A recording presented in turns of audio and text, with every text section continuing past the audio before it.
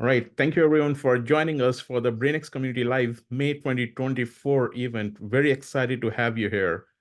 And what's interesting is that today's topic, where we learn from the leaders in AI in healthcare who have gone all the way from doing exponential amount of research to implementation. And we'll talk about that in just a moment. But for those who are joining us for the first time, excited to have you over here. BrainX Community started around 6 years ago. We have had a very successful mission of machine learning in healthcare for good.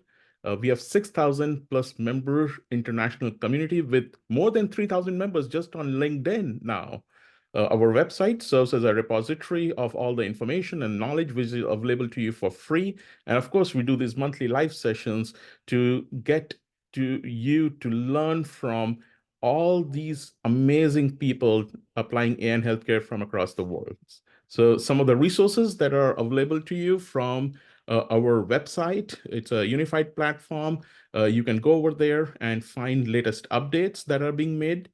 The Connect segment, which is we are playing right now, hosts our live session. So you can join us, learn from all the speakers, learn about their work through this Connect segment. And of course, we put them on our YouTube channel so you can watch them. Even if you miss them, subscribe to our BrainX Community YouTube channel. And even if you miss them, you can still catch these through our video recordings there. As I mentioned, a very active LinkedIn group, 3,000 plus international members over there, very multidisciplinary group, very engaged, a lot of scientific information being shared over there. So anything you want to learn about AI and healthcare, and you need to leverage social media, that's one place to be. We have a lot of curated information for you in our Learn segment. This is a list of curated articles, which is essentially the links. These are categorized and you can filter them for various different healthcare specialties. And now we even have large language models featured over there because of so many publications related to large language models in generative AI showing up. And everybody is data hungry. Everybody is looking for data. So where do you go? You can go to our data section. This is the largest repository of links to open source data sets. More than 180 open source data sets linked over here. And we curate this for you. Of course, we cannot provide you the data directly from us, but you can learn about what's in the data. And then you can go directly following the link to that data set, request the data, and get your AI model built. So very excited to present that to you. We have our podcast series called BrainX Talks, which features eminent researchers, eminent people who are working on applying AI in healthcare from across the world. You can learn about the journey, their experiences, what are they working on, why they're working on that, and their vision for the future. So subscribe to our podcast series called BrainX Talks on your favorite podcast medium, whether it's Spotify, Apple, Google, and you can listen to their experiences and learn and join them. And of course, we want to meet you. So the best way to meet is in person at these meetings. So our meetings and conferences section provides you with the listing of specifically AI and healthcare meetings where you can connect, where we can look forward to collaborating with you, building a better future for AI and healthcare. So moving from virtual things, a great opportunity to meet a lot of us over there.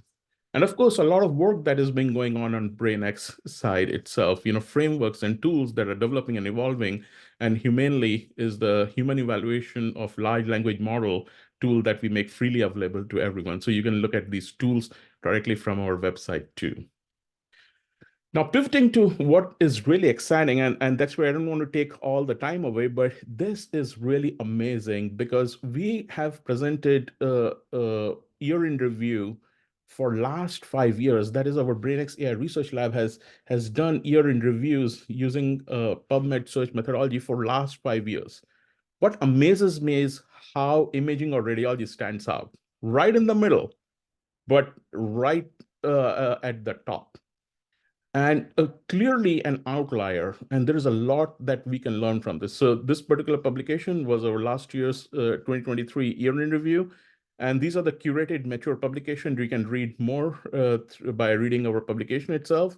But these are the key publications that we found through our deep learning model. And you can see how radiology has been the front runner. And moving from just publications to implementation science, it says 600 plus, but just the recent update is 800 plus AI algorithms that are FDA approved. So it's not just about research and publication, but it's what's getting approved by FDA for implementation. So these are algorithms that are available to you, ready for implementation. And we're going to learn from our speakers more about how they are looking to implement this or how they've implemented this, what kind of platform strategy you need for that. So really excited to learn about that. Majority, again, radiology. So that's amazing. And we need to learn a lot from them. It's not just publication, it's not just the FDA approved algorithms, but somebody is actually billing for these too. So if you look at this particular publication, you can see these are medical AI CPT codes. And I sit on the AMA CPT committee, so I know how they get approved. But what's amazing is look at the billing. So that means somebody is actually utilizing them in real life and billing for it and getting paid for it. So there is an opportunity to generate direct revenue, not just those indirect benefit costs that people talk about, but here is direct revenue. But again, over there, what amazes me is look at these claims and look at some of the claims. What do they constitute? A lot of these are radiology or imaging based claims. So that is very, very exciting. So radiology all the way from publications to FDA approved algorithms to getting billed and paid for have established themselves as the frontrunners for AI and healthcare. And of course, there's always this fear that people talk about. And Jeff Hinton, who said in 2016 that people should stop training radiologists, he took on radiologists for God's sake. But you know what happened? He was wrong. And if you look at this particular publications, since he made this prophecy that we should stop training radiologists, the number of applicants have gone up, the total number of positions has gone up, and I can tell you it's very difficult to get hold of a radiologist. So they are the ones who have the secret sauce of how to adopt AI in radiology, make the best use case for it, and then run with it. And they are growing the best in this. So with that, I'm going to pivot to our key speakers, Dr. Leonardo Kayat Bittencourt. He's from my neighborhood in Cleveland at University Hospitals. James Ress and Joseph Cindric, all from this amazing Radcliffe Group initiative that they've started at University Hospitals. I'm very excited to learn about this. What is this initiative about? And then we will hear from Suyash Khubchandani, who is from CARPL AI, and he's going to tell us how to have a platform that can implement these solutions. Because yes, you can try individually implementing this. It's very hard and very resource intense. You need some of these platforms to get some of these AI tools implemented. So we have the best of the best over here talking to us about the business lessons we can learn from implementing AI in radiology. So I'm going to actually stop talking and I'm going to turn it over to the team from Radcliffe. And welcome, guys. I'm going to stop sharing here and let you take it from here.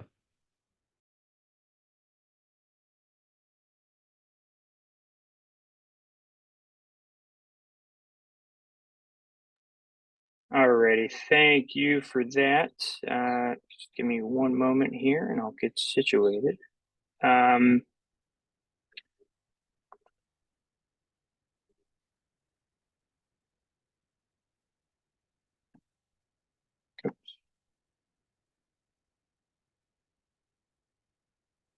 All right. Dr. Bittencourt, wanna get started? Sure. Thank you, James. And thank you, Piyush, for kindly inviting us for this webinar. And it's a pleasure to be here and to interact with the BrainX community. So I'm Dr. Leonardo Kayat Bittencourt, radiologist by training. As you said, I too do not believe that radiology is at risk at the moment, more so that we are going to be embracing AI. And as Vice Chair of Innovation of the Department of Radiology at University Hospitals, I also direct our program for AI collaboration called Radically. And we have the honor of having James, our program manager here, starting the presentation, and I'll follow up at the end of the presentation. And James, please go. Thank you. All right, so thank you for that, Dr. Bittencourt. Let me All right, switch screens here. So yeah, as Dr. Bittencourt mentioned, my name is James Russ, program manager for what we call the Radiology AI and Diagnostic Innovation Collaborative, or Radically for short. So I'm just going to spend a couple minutes and give you kind of an overview of who we are, sort of what we do, the approach that we take in collaborating with our partners, and then I'll ultimately pass it to Leo for some success stories. So kind of to lay the groundwork, the Radically program is a program that kind of came to fruition as a result of a vision that was curated by Dr. Bittencourt, along with other radiology leadership and other leadership across the institution. And so it's led by the Department of Radiology and in collaboration with UH Ventures. So the one thing that we like to make clear is, obviously we're here to advance the science of teaching, product development, and clinical adoption of radiology through integrated research, innovation, and collaboration. As you can see here, that being our mission. But on top of that, we're really established in the institution as an additional revenue stream. So alongside the clinical and the operational benefits that AI and the internal adoption of AI can bring to university hospitals, right, there was this understanding that product developers across the market, whether they be big or small, are seeking ways to continue to be competitive in the market, develop products that are clinically viable, clinically desired, but also remaining human-centered and able to really hit the mark to drive product market fit. And so with that understanding, the product, or the program, sort of came to fruition. And as you can see here, some of our capabilities, everything, the vision is to support the AI ML product development lifecycle, if you will, in different ways throughout the entirety of the process. So whether it be ideation, discovery, and kind of enabling voice of customer. So as product managers and founders are going out to seek voice of customer, obviously they need to be embedded within institutions. And so this program is sort of a way to democratize that access and provide a front door inside to actually achieve VOC. We also leverage our pretty robust data backbone, if you will. So obviously data set curation, and then when you combine that with the clinical expertise of our clinical champions group, we're able to provide annotation, model training, and then your traditional sort of clinical research and validation, FDA consulting, and so forth. And so again, kind of what makes us different, what makes us not a data provider. We don't like to sit here and say, like, we just sell data. There's a lot of programs and companies out there that do that.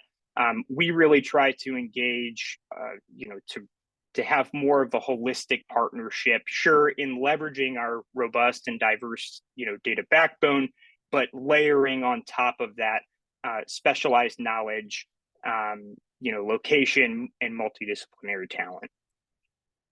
So how we do this, right? It's a model of integrated research, innovation, and collaboration. We call it IRIC for short. And so obviously you have whoever the collaborator may be. It could be a startup, a large enterprise, academia, what have you. They come in with their needs, their desires, right? We intake that, and depending on the scope of what it is they're looking to do, we're able to hopefully collaborate with them in one or maybe many forms. Ultimately guiding, through FDA approval, through research, and ultimately productization, to achieve product market fit and ultimately advance the science of radiology. So, again, by layering sort of these additional pieces over top of just our data assets. We really believe that we're able to kind of provide a different lens and maybe a different taste as these developers are navigating the AI product development lifecycle. Because frankly, it's not for the weak-hearted. That the product development lifecycle just generally is very difficult. I, being a product manager myself, that's my background. I've gone through it many times. And actually achieving product market fit, especially with AI sort of coming to fruition at the scale that it is, especially within radiology, as touched on before this presentation. There can be a lot of nuance kind of baked into the process, and so we kind of structured the program in our model for collaboration to target those different pieces. And so kind of how we do this, right? This approach isn't, it's much easier said than actually done. This really is it takes a village to do something like this. So obviously Dr. Bittencourt and the radiology department, along with UH Ventures, they got together through investment of time, money, effort to construct our core team today, which is Dr. Bittencourt, myself, and Joe. And as you can see, these different spokes that's who we're collaborating with. So whether it's internal to UH, being our enterprise IT ventures themselves, radiology informatics, our clinical research department, legal, it ultimately takes, again, a village to get this stuff out the door in an effective manner. And so again, this team structure is probably the most important thing. If you're going to take anything away from the model and how we kind of approach and who we are, I would say take this snippet away around kind of how we're structured. And sure, obviously not perfect, but at the end of the day, it takes a lot of talent and resources to get something like this off the ground. So I'll now pass it over back to Dr. Bittencourt, and he's going to kind of run through some of the successes that we've seen in the past, and sort of bringing to life this concept of integrated research, innovation, and collaboration. Thank you. Thank you, James. And probably I'll need a control from the screen. I don't know how to request control. Let me see. I think we can start this way anyway. So yeah, if you just tell me when to go ahead, I'll perfect. Thank you. So great introduction, and I'll give you some clinical flavors, right, to the frameworks that James has presented. This is our first success story. I had probably 1 month into 2 months into UH, and we were approached by this company. AZMed is a startup from France that was doing already very well in Europe in automated detection of bone fractures on X-rays. And they were looking for a site in the US to get them through their FDA approval process. And for that purpose, they needed US data, they needed US physicians, they needed research done in the US. So it's a complete package, as James was describing, that did not consist only with data procurement, but much more so of a true collaboration and a true academic partnership where there were interests on both sides. So they needed FDA approval, they wanted clinical research, they wanted access to US market as any other company in the sector will want. And in our turn, in our department, we wanted to be seen as early adopters of AI tools.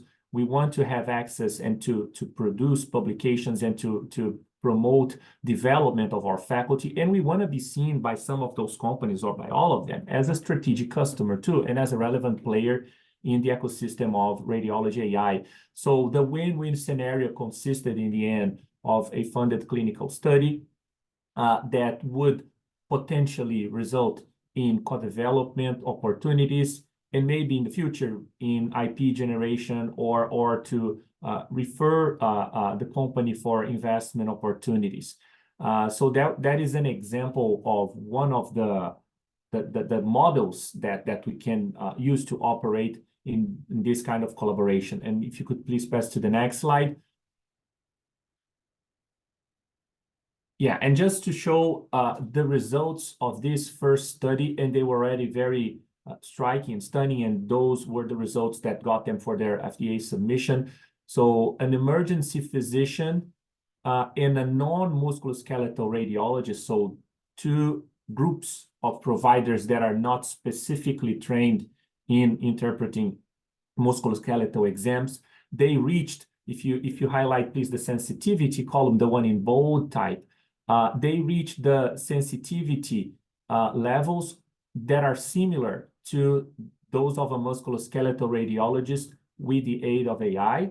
And then if you show the interpretation time for all types of readers, the interpretation time was decreased by probably a third. So not only the providers were reading faster the scans, but they were also reading at a similar level of expertise that of the musculoskeletal board certified radiologists. So this is the effect that we observe with the sensible adoption of AI in radiology, is that it brings the general provider to a higher level of expertise. But it doesn't mean yet that it's surpassing the level of expertise of the super specialists, right? And that's not even the intention. The intention to use AI and to adopt AI in radiology is much more to bring radiologists to a meta-human and superhuman status to be able to better collaborate in a community. The question here on just answering live, the site of fractures in this instance were any extremity fractures. So anything from the hands to the arms, and then from the feet to the femur. It did not include pelvic bones, it did not include spine, did not include kids. But those are the most common fractures on the ED setting. Next slide, please. And then if you bring it to a higher level still, right? From an interaction with one solution, one company. Now, how can we operate also on the level of a platform?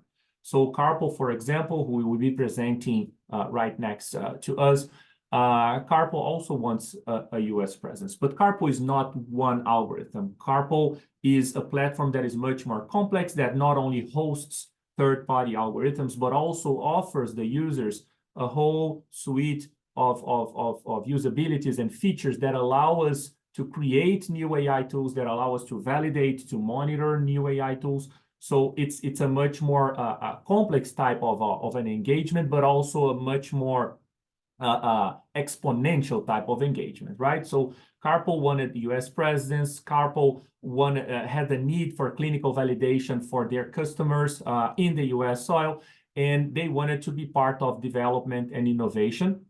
Whereas in our end, we also had the desire for a robust AI platform. We wanted to be, again, seen as early AI adopters, and we wanted to leverage our strong data backbone. So the win-win scenario that we got together was a strategic alliance where we want to provide CARPL and their customers a clinical workflow and assistance for FDA approval. And we want to further our program in data and AI enablement. So not only with CARPL, we have those types of collaborations, but we want to keep on expanding that in a network, in a hub of multiple platforms and multiple consortiums. If you could please go to the next slide. There are different players, and those are only some of them in the radiology innovation ecosystem that are somehow connected with one another through spokes and aim to get this type of collaboration to an even higher level, whereas every single entity collaborates with their data for a central consortium and a central hub where with a commercial partner can take advantage of a wealth of data, of multicentric data, and every entity can then in turn take advantage of their participation by means of publications, by means of having licenses and future rights to some of those products that are developed. And it's all, of course, surrounded by data governance, data privacy, and clinical expertise. So this is a 10,000 view of how our program is organized. James has shown us the framework of how we are composed. I showed a little bit of the microcosm and the macrocosm of how to engage with us. And we invite any company who would be interested in coming to the US, or even companies that are already in the US and they need a strong academic collaboration around radiology AI, which is customized, which is bespoke, which is not a cookie cutter approach. Please come to us and we'll have a conversation and see how we can make things happen. Right. So thank you so much again for the opportunity to be here with you, and we are happy to take questions later. Yeah, thank you, Dr. Bittencourt, James and Joseph and Jess. I think that was amazing. I think the approach is amazing, and your collaborative open request is amazing. So I thank you all. I think there's a great question about, how do you go about selecting a platform? So it's interesting to see how the question is evolving itself over the last few years, where people used to ask the question about how do you select the AI tool to now it's how do you select the platform? And for that, I invite Dr. Suyash Khubchandani from CARPL AI to talk about the amazing platform that they have over there. And thank you, Emilio Bosa. He's here too for getting this organized. And of course, our friends back home in India, both, Vasant, and they have been amazing, and Vidar, who have done this amazing work in building this platform, and the team over there. So Suyash, over to you. Thank you, Dr. Mathur. Thank you, Dr. Kayat, Bittencourt, sir, and the entire Radically team. It's been a great privilege. I'm just going to share my screen. Yeah. I hope it's visible. Yes. So I won't take too much time. I just want to quickly talk a little bit about us at CARPL and how we are advancing radiology automation and the effort for clinical adoption. Essentially, we're like the middle connector, if you will, between two different ecosystems. On the one hand, you've got the healthcare providers, the radiologists, the clinicians who are looking to adopt technology and AI applications in improving accessibility, affordability, and the quality of care that they provide. And the ecosystem, as Dr. Mathur mentioned, that's constantly growing, maturing in building these applications out to support improvements within the workflow. Our vision extensively stems from replicating what has happened in the field of lab medicine. So automation has completely transformed the way lab medicine functions today. In fact, if we were to look at any pathology lab today, there would be thousands of studies that are auto-reported, and it's only the edge cases that really require a review. And that's extensively enabled the democratization of lab medicine with the availability across the world at this point. In the field of radiology, however, several attempts have been made, but simply from the perspective of the many touch points within the workflow, that has made it incredibly difficult to access, assess, and integrate all of these niche solutions within the entire workflow. And that sort of stems into the very fundamental challenges that have hindered adoption of AI at scale. On the one hand, we've got a completely fragmented ecosystem where hundreds of AI developers that are stemming every single day. And as the recent FDA article came out, of close to 800 plus applications now that have FDA clearance for use, how does a healthcare provider really get in touch with so many different companies?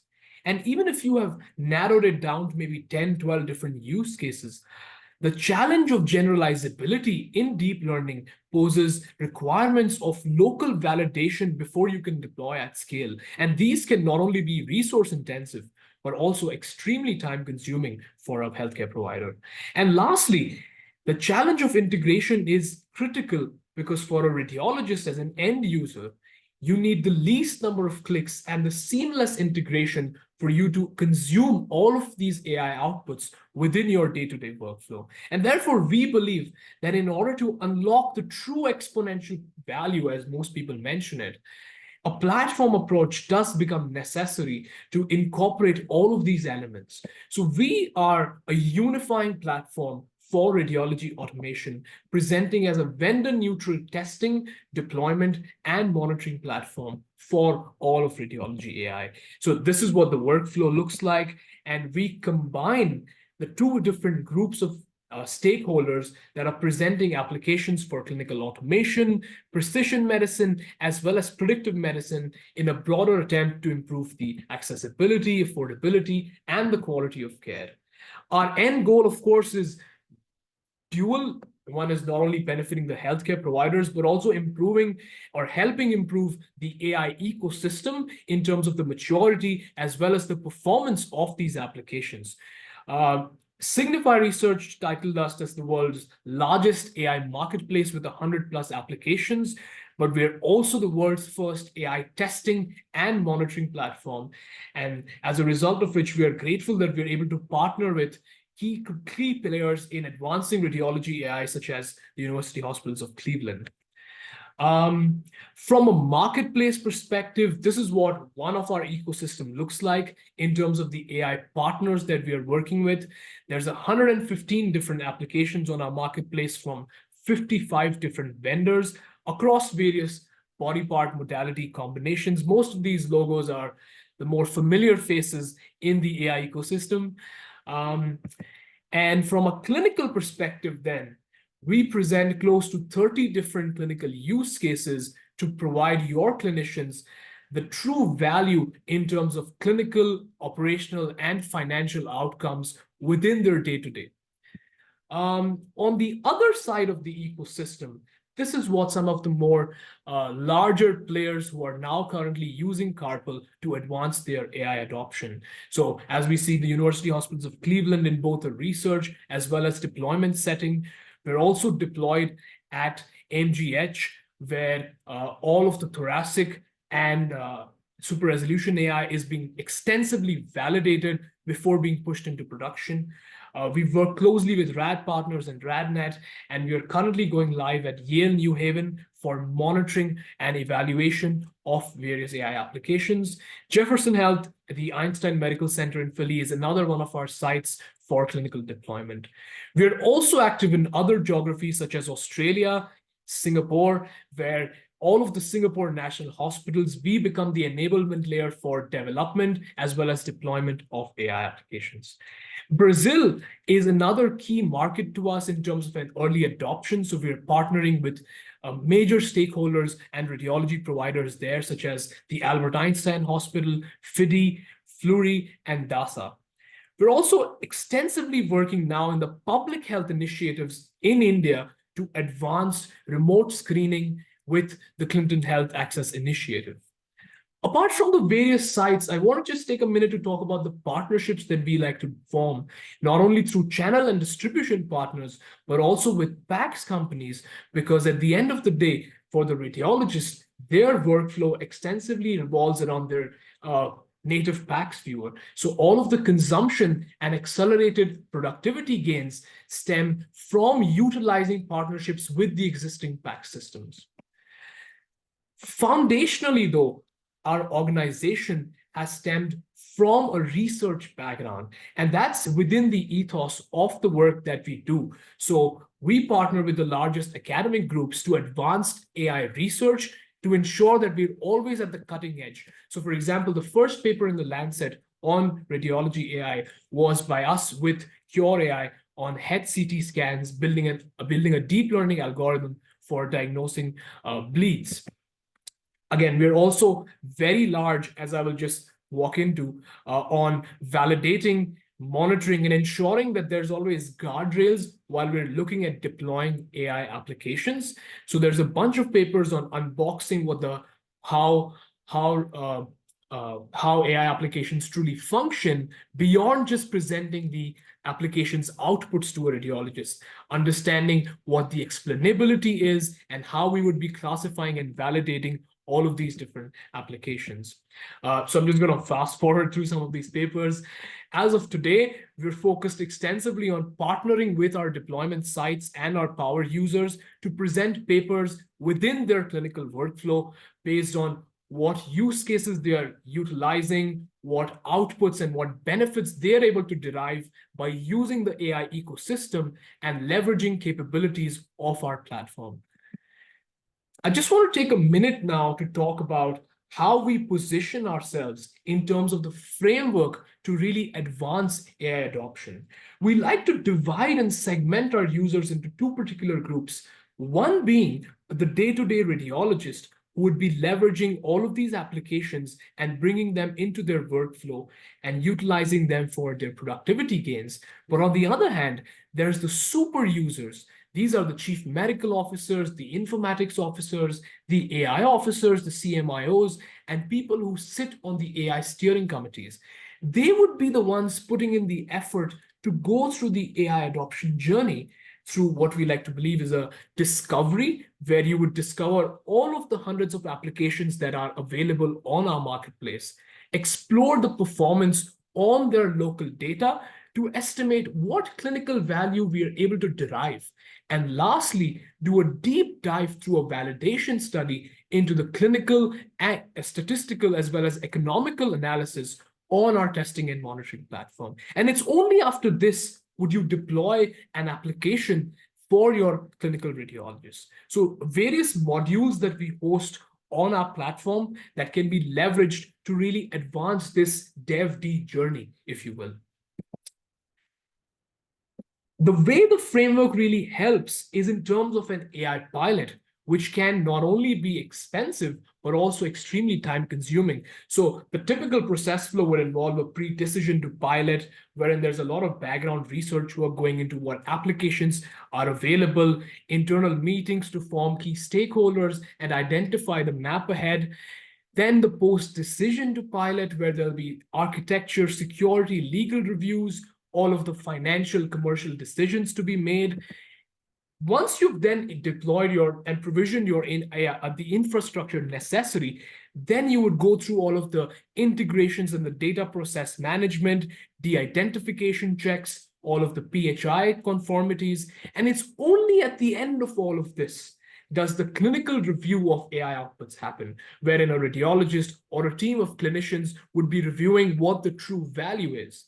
Now, the challenge is that the replicability and the scalability of such a process becomes incredibly hard when you're looking at it from a 1 to 2 or 3 AI perspectives. We believe that the dev-D framework can truly help accelerate this process because we become the single pipeline for all of your AI needs, making the net incremental cost of AI pilots a net zero.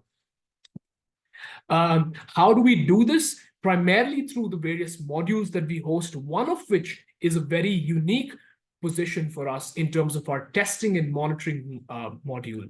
The built-in tools really allow you to deep dive into benchmarking and evaluating AI application performance on your own data.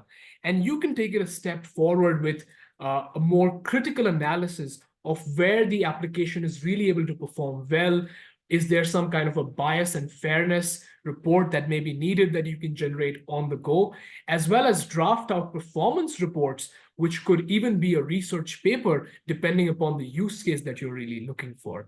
And we become that single user interface for all AI validation, standardizing the various applications that you need to test, allowing you to really determine what is the best AI application for your particular workflow. And all of our work, right from the dev-D framework to our research, ensures that we keep the radiologist and the clinician at the center of it always. We believe that there is a single technical integration, a single user interface that allows you to leverage multiple AI systems simultaneously to really allow you to derive the encapsulated value of the entire radiology AI ecosystem with minimal disruption within your clinical workflow. We also host a universal AI viewer that could consume all of the different types of AI outputs from these partners, becoming that single user interface for the end user. Again, we like to push these AI outputs, and this is an example of our deployment at the University Hospitals of Cleveland, wherein we push a lot of these AI outputs to ensure that the emergency room radiologists have access to them, ensuring that they can leverage these tools in the right manner. But we integrate across two different types. One is this kind of integration with the DICOM objects being pushed into the radiology workflow, or integrate with our universal AI viewer, allowing the advantages of using a single user interface for consumption of the various AI outputs. From a technical perspective, we are very agile and infra-agnostic, can work on premise as well as on cloud, depending upon what the user and the partner that we're working with in the hospital site really benefit with. We understand that with growing requirements for security checks, there's an intense need for security checks and cybersecurity clearances, and therefore having this kind of a vendor infra-agnostic nature really benefits in ensuring accelerated AI deployment. Again, from a technical perspective, we ensure flexibility and resilient services, but from our perspective, that is it for today. I'm very excited that we hope to work with more of you and really partner and ensure that we are able to deliver the value within your AI journey and support you, because we are more of a enablement story rather than pushing through AI applications. So these are just a few testimonials of our DevD framework from RAD Partners and the IMED Radiology Network. Again, our leadership team has helped support and really push for ensuring that AI applications are not only being used, but used in the right manner, ensuring there's guardrails, allowing you to really extract the value that is available in today's ecosystem. Thank you so much, Dr. Mathur and the BrainX community, for allowing us to speak here today. Yeah, thank you, Suyash. This was so exciting, and I wish with increased number of AI applications, even when we think about anesthesiology or perioperative care, we had a platform like this, so that you could singularly adopt a lot of these AI applications directly. I think a lot of excitement, a lot of questions, in the chat too, that I want to try to summarize those a little bit. I think there are 2 or 3 key areas that I find in that. One, which Suyash, you and the team from Radically can answer too, would rather like to get perspective from both, is yes, you defined the opportunity of using a platform. I actually don't even know if there is any other platform like this that exists. But how do you go about it? I think, was the need based on operational efficiency? Was the need based on need defined by the customer? Or is the need based on something else? Like we need to improve certain quality metrics.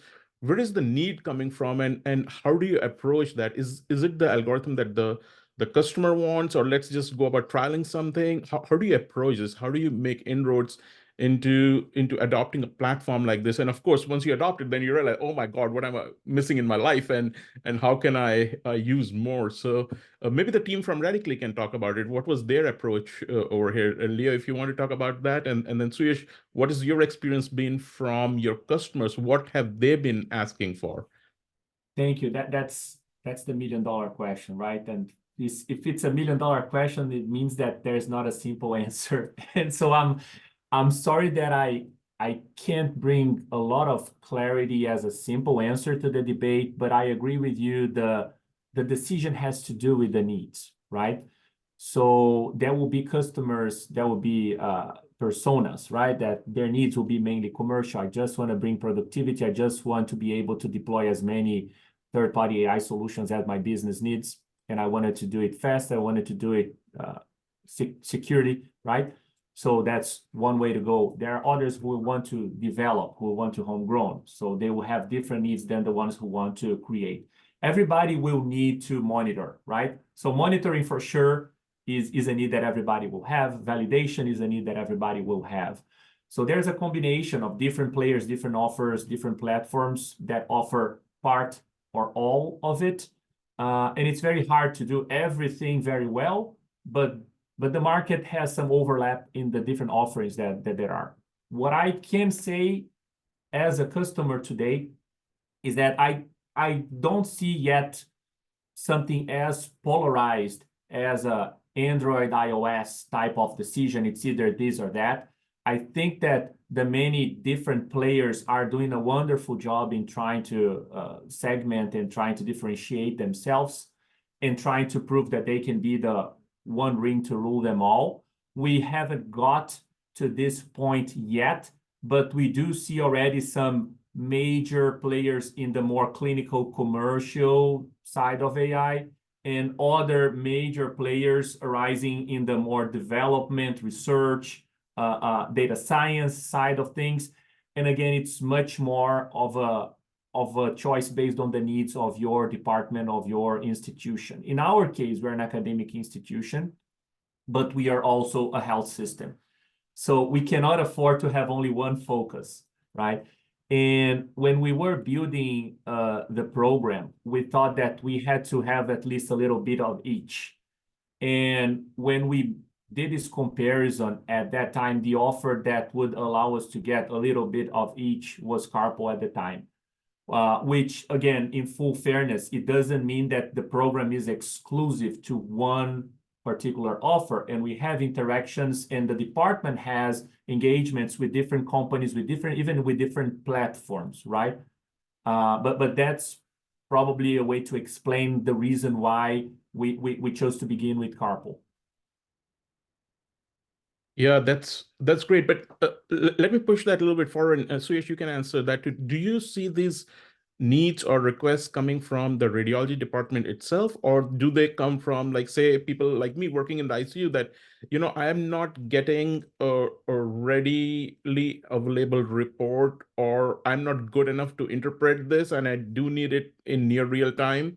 So that's why you decide to go to this platform? Or is it from the radiology department that these needs are coming, that, we need to process these reports so often? So who's the ultimate customer in these? Because I suspect the orders for these radiology reports are coming from a different customer, but then radiology is the one which is leading the work and trying to make it happen. So how have you felt the need?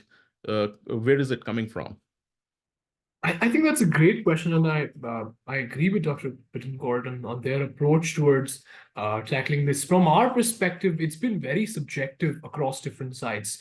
There's a varying level of needs, not only in terms of whether they need a report, whether they need some kind of an accelerated way of getting a finding. It's stemming across, if we can put it on a clinical, operational, and financial framework. Academic centers may be looking at it from a clinical perspective in advancing research or improving clinical outcomes extensively using these tools that are supporting increased diagnosis, lesser missed findings, improving the quality of care to the end patient goals here. But at the same time, the user in all of these cases may not necessarily be restricted to a radiology user at the end of it, because a clinical champion could be someone who wants to leverage these tools that are readily available today, test them out, and really derive the value that is possible. And we become simply a hand-holding layer in connecting you to these tools in supporting, whether it's in an emergency room setting, whether it's in an ICU room setting, wherein there is an opportunity to use the productivity gains that are possible from these AI applications, which are now being supported by the FDA clearance as well. So as we know that there are applications now that can help diagnose pneumothorax and other findings for the ICU setting. And therefore, recognizing and identifying that clinical champion, that is where we like to work with that clinical champion, then help understand what their specific needs are. To begin with, we may pick a more high value, easy to grab, use case that can really demonstrate the value right from the go, and then expand to more use cases. Because Dr. Mathur, as you mentioned rightly at the beginning in passing, Once you've had access to these solutions, then you truly understand what is the real value that you were missing out on before you actually deployed them. So we work very closely with our clinical champions, with the radiology teams, and also other additional teams who are putting in the orders for these radiology reports to recognize the pain points and identify what applications work best for them. And us being a marketplace, we provide a slew of applications then to pick from based on the performance and present you the ability to pick what is right for you. So Can I react to this question too, Piyush? yeah, Leo. Actually, before you answer that, I had a question that goes along with this, because I think your experience in this is very valuable as you formed Radically. How AI mature does your team need to be to implement these? Like, are these platforms and products only for these tertiary level academic centers, or should a community hospital looking to adopt these too for their needs? So as you answer this, can you try to address this too? Sure. Who should be asking for these Sure. platforms? I'll just segue to the question, and I'll answer this then, because I think this is such a critical point that you made. Because as an ICU doctor, right, you think that you want your reports faster, right? And that's a common, and I'm sorry to bring that up in this way, a common misconception from the referring physicians, that the answer for I want my reports faster is AI bypassing the radiology read. And this is a very, very important point to make here, that the referring physicians, they are not always aware of what we call the imaging life cycle. And the imaging life cycle contains everything between the intention to put the order in to the point that the exam is billed, right? Everything in between is the imaging life cycle, and everything affects the turnaround time. And usually when the referring physicians, they talk about radiology and AI, they think that it affects only the time to read the exam, from when the exam is available to the radiology to the time of delivery. And the reason why is it a misconception is that it constitutes probably less than 10% of the total turnaround time. Mm-hmm. We operate at UH at an SLA of around 1 hour or less for stat exams. And usually we meet this SLA by more than 90% of the time, right? So to think that AI would be the solution for transports, putting on the orders, pre-cert, right? All the other problems that never touch upon the critical activity of the radiologist, right, is a problem that many companies in the AI business try to explore for their marketing purposes, and they approach, let's say, neurosurgeons, neurologists, cardiologists, saying, wow, do you want your reports faster? Then have this AI tool pushed into your system, because that's the Trojan horse they try to implement. But it's very important that the AI community understands that radiology is not a black box that you put on the order, you get the report, and the only activity that is giving the report, and AI can just bypass that, right? So that's why I believe that radiology should be handling and should be orchestrating the AI solutions in any given health system. And that's the reason why Dr. Hinton was so wrong in saying that we should stop training radiologists, because he had the same misconception that all radiologists do is to call a pulmonary nodule or to call a pneumothorax, right? So that's not our job. Our job is to oversee the whole imaging life cycle. So I think that's a very important point to make, and that's the reason why the companies that market and that are customized for addressing the radiology problems are the ones that are being more successful in the field, right? And then reacting then to your second part of question, AI literacy is essential. And a big part of the component of our program is to bringing AI maturity and AI literacy to every level of our department. We have, I think, close to 250 radiologists in the Department of Radiology, I would say. And I may be wrong, but a big number anyway. And some of them operate in community settings, some of them operate in academic settings. And we want to make sure that all of them at least have touched upon some kind of AI solution, because when we bring concepts such as validation, ground truth, AI drifting and whatever, right? They are able to at least interact and react to that. So I would say for a community hospital that is interested in stepping up to AI, everybody would have some kind of investment or upfront money to make sure that every doctor or every provider has the chance to use at least one simple AI solution. Something very simple, low-hanging fruit, low acuity, low risk, so that everybody at least has a chance to experiment and become familiar with those concepts. And that's a similar path that we took here. And now we are stepping up to an even more complex type of implementation in our department.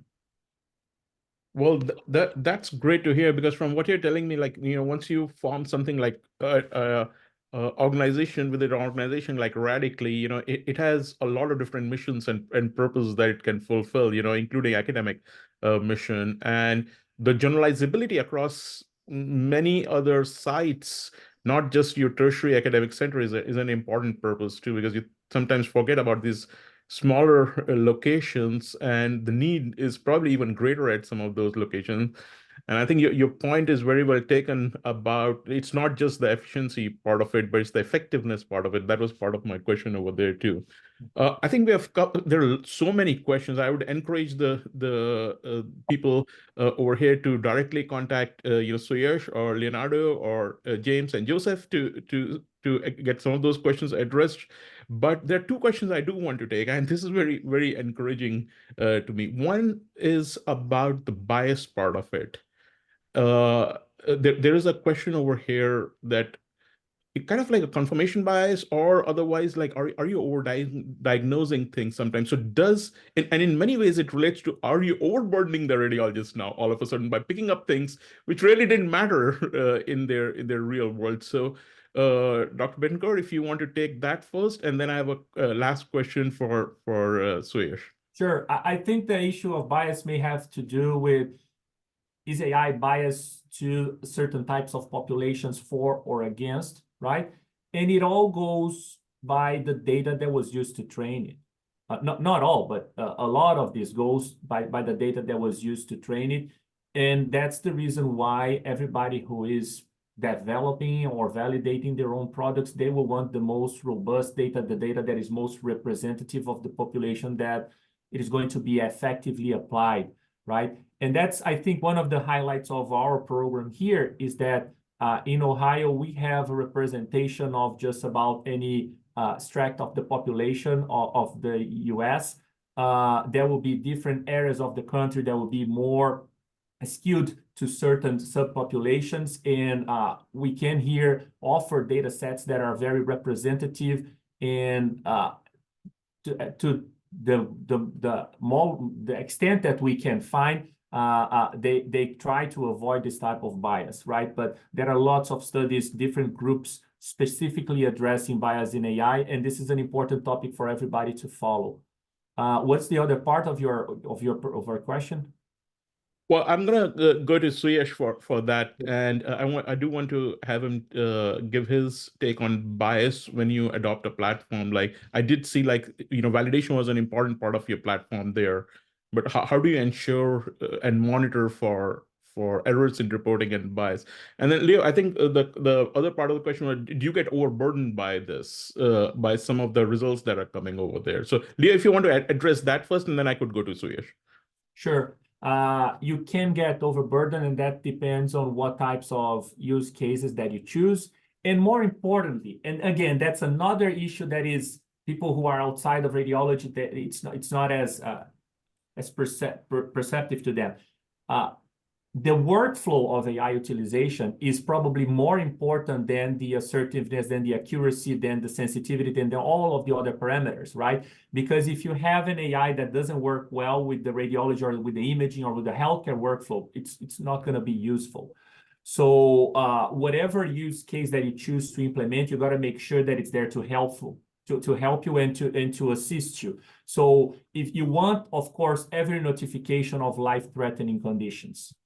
But for the minor conditions that are there just for the safety, for avoiding some minor problems, you don't want those notifications to pop up all the time, but you want them to be there whenever you are forgetting to say something. So I think that the overburden of AI, it happens when the workflow of the AI tool is not well attuned to the workflow of the radiologist. So it's not use case specific, but much more workflow specific. Thank you. Suyash, you want to address that? Yeah, and I understand in interest of time, I'll keep it short. I think it's critical that we recognize while not only prior to deploying, but also post-deployment, that the guardrails still need to be ensured at all times. So bias, not only in terms of just the application, but also deep diving into one of the frameworks that had come out a few years ago was the Equitas framework that talks about bias and parity estimation about these specific applications as well. And we've built those tools into the platform right from the go to enable even an individual who is not that far along in their AI maturity journey to leverage those tools and educate themselves and use them to really ensure what kind of bias there may be in the utilization of these applications. And I also maybe want to just touch upon one of the questions that I saw that may tie a little bit into this about monitoring just the use of the applications as you are constantly using them in your clinical workflow. Because we're realizing that as the ecosystem matures, the conversations will also start revolving around drift in not only the patient data, but also model performance. And it's only so long that we can talk about pre-deployment validation, research, and now the conversation has firmly starting to switch towards deploying and how do we ensure performance is always optimal. And so there is a cumulative need for the community to come together. Of course, as Dr. Bittencourt rightly mentioned, radiologists will always lie at the center of it because imaging is the domain at the end of the day that is critical to clinical medicine today. But at the same time, when we look at the adoption curve, there is a definite scope that in the timeline for maturity, there will come a time where these applications will become day-to-day speak for most radiologists, and other clinicians who depend on radiology will be utilizing a lot of these tools. And therefore, enabling the real benefit, which at the end of the day is for the patient, right? So that is the sort of, I guess, closing statement for me as well, that validate, deploy, monitor, but ensure that you are doing it with the right application for your particular workflow. Yeah, thank you, Suyash, and well said. Well, it takes me to the end of the session. As you said, the last word. I have a few last words over here too. One is collaboration. I got that from this group. You need to collaborate. You need a village. It takes a village to get AI implemented. That was one thing that I learned from both the teams over here. And of course, you need a platform to leverage AI. Without that, those single deployments are not effective or efficient at all.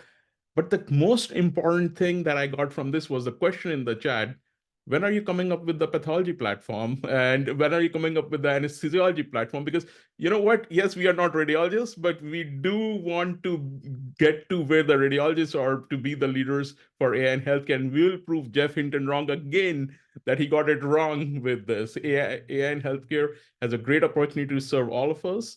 And thank you very much for your presentations, for the exciting talks. Leo, Suyash, Joseph, James, Emilio, Vasant, and Vidar, who are there in the background. Appreciate all of you. And again, reminder, we have our own BrainX community platform serving all the needs for education and collaboration across all different channels. So feel free to subscribe to any one of these. And until next time, thank you very much.